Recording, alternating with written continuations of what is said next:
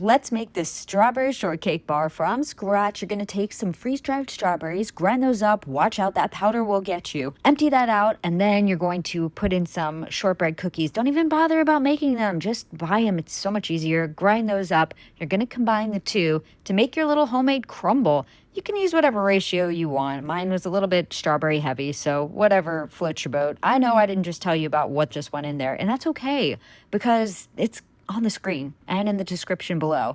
So you'll get all the ratios and you'll get all the instructions that you need to make this. And here I reserved a little bit of our ice cream mixture so that I could make it into that strawberry filling part. And you're going to spray a little bit into the vessel just so that cling wrap can kind of smoosh around, move around, manipulate it.